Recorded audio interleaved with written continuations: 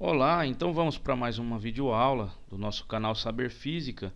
Seja você que está nos acompanhando aí muito bem-vindo.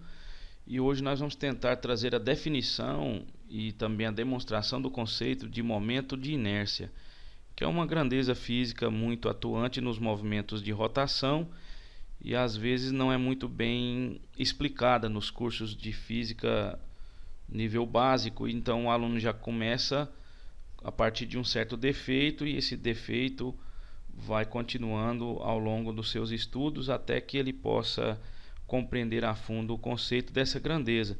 Vamos então tentar fazer essa demonstração usando aqui o conceito de energia cinética para um movimento de rotação.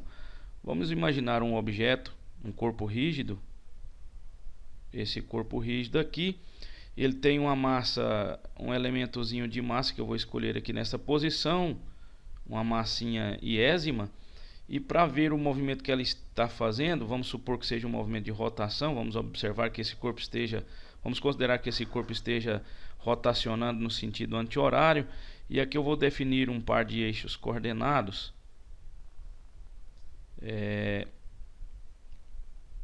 uma reta na horizontal para o eixo X e a outra reta vertical para o eixo Y. Então esse objetozinho aqui, essa massa iésima, tem um vetor de posição RI. Esse vetor de posição vai estar com seu módulo constante, supondo que essa massinha esteja fazendo um movimento de rotação com a trajetória circular. Esse vetor de posição mantém o seu módulo, porém sua direção vai mudando com o passar do tempo. Então aqui nós teríamos um ângulo inicial, θi, que é o ângulo dessa iésima partícula. E esta partícula, então, em cada posição que ela ocupar ao longo dessa trajetória pontilhada, ela tem uma velocidade que é tangente, uma velocidade tangente que eu vou chamar de VI. Vale lembrar que esta velocidade VI é igual à velocidade angular multiplicado pelo raio, que é dado pelo módulo desse vetor de posição. Isso aqui é uma expressão que nós temos quando assistimos a aula ou estudamos algo a respeito de movimento circular uniforme. Agora nós podemos lembrar então da expressão da energia cinética de uma massa qualquer. A energia cinética é dada pela expressão meio de mv². Como nós estamos falando de uma massa iésima, essa massazinha pequenininha aqui, eu vou chamar esse m de mi e a velocidade dela de velocidade i. Como nós temos um corpo rígido formado por várias partículas, então nós podemos dizer o seguinte, que a energia cinética dessa iésima partícula é dada por essa expressão, mas a energia cinética total desse objeto, desse corpo rígido, seria a soma de todas as energias cinéticas de todas as suas respectivas partículas. Então nós poderíamos dizer o seguinte, que a energia cinética total vai ser m1 v1 ao quadrado mais meio de m2 v2 ao quadrado, isso somado com meio de mi vezes VI ao quadrado. Se nós fizermos esta soma, nós vamos obter a energia cinética total desse corpo. Então podemos até organizar isso aqui e vamos dizer que a nossa energia cinética vai ser o somatório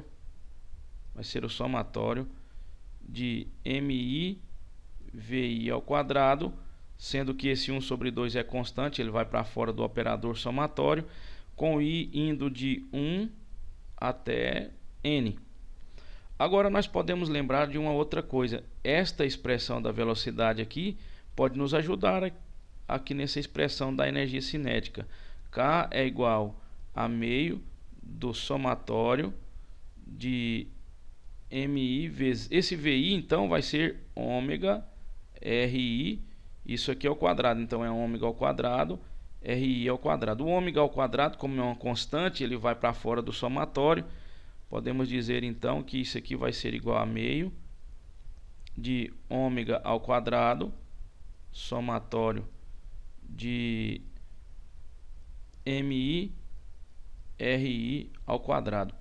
Por que esse ômega é uma constante? Porque nós estamos falando aqui de um movimento rotacional, um movimento circular.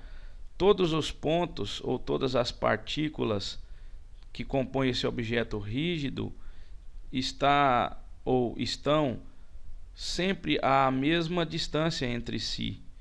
E se nós observarmos que à medida que uma partícula gira, digamos aqui, 1 radiano, a outra partícula também vai girar 1 radiano.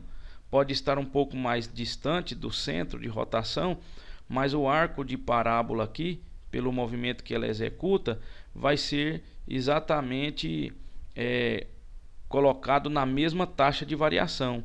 Ou seja, a velocidade angular é a mesma para todas as partículas que compõem o corpo que está rotacionando. Então esse ômega é uma constante. Bom, agora nós podemos fazer o seguinte. Vamos olhar para esta expressão aqui. Quero que você observe bem isso daqui.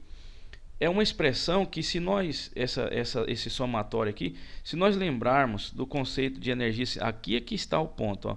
Se nós lembrarmos do conceito de energia cinética de translação, nós vamos colocar aqui que é a massa vezes a velocidade ao quadrado. Isso dividido por 2. Bom, olha só, esse elemento 1 sobre 2, ele está presente aqui, 1 sobre 2. Essa velocidade aqui ao quadrado é a velocidade linear, né, de translação ao quadrado. Ela está presente aqui no que diz respeito à rotação. O análogo dela na rotação está aqui representado pela velocidade angular ao quadrado. Então, o outro elemento que nos falta é este que está aqui dentro faz parte do somatório, que poderíamos dizer então que está análogo à massa para o movimento de translação. Eu quero que você imagine o seguinte: não seria absurdo nós compararmos essas duas equações, visto que os seus elementos são realmente muito bem parecidos, né? A velocidade linear v quadrado e a velocidade angular w ao quadrado, 1 sobre 2 e 1 sobre 2. Esta massa, o que seria essa massa? Seria a medida da inércia. Quão difícil seria para colocar um objeto que está parado em movimento. A massa medida em quilogramas, ela nos dá a ideia da inércia do objeto, ou seja, a dificuldade que nós temos para mudar o estado de movimento daquele objeto. Isso em termos de translação. Agora, se o que nos falta fazer a comparação aqui é entre a massa e esse termo do somatório aqui, eu poderia dizer que isso aqui seria a dificuldade de rotação, ou seja, seria a medida da inércia rotacional. E isto daqui, então, ganha um apelido, um codinome ou apenas um nome, né? Esse nome é exatamente o momento de inércia. Esse aqui é então o nosso momento de inércia. Bom, se você observar, o momento de inércia então está para a rotação, assim como a massa está para a translação. Eu acho que aí fica um pouco mais fácil de você compreender bem o que seria esse momento de inércia. Mas nós podemos colocar aqui um textinho para que você possa meditar bastante sobre ele e compreender mais a fundo o que significa o momento de inércia. Veja só, aqui diz o seguinte: o momento de inércia mede a inércia rotacional. Isto é, quão difícil é alterar a rotação de um corpo rígido, assim como a massa mede a inércia translacional. I maiúsculo é o nosso momento de inércia. Ele depende da posição e da orientação do eixo em relação ao corpo. Sua unidade de medida no SI é quilograma vezes metro ao quadrado. Então olha aqui, o somatório da massa multiplicada pelo vetor de posição dessa massa ao quadrado é exatamente o nosso momento de inércia. Então ele depende de como a massa está distribuída e depende também da posição dessa massa ou das massas em relação ao eixo de rotação, porque se você observar, esse RI, que é o vetor de posição da massa iésima, é um vetor que tem sua origem no eixo de rotação. É claro que aqui o desenho não está muito simétrico, mas a origem desse par de eixos era para estar exatamente no centro do círculo que é formado pela trajetória da massa iésima aqui, mas acredito que você deve ter compreendido. Pois bem, vamos avançar um pouquinho mais então.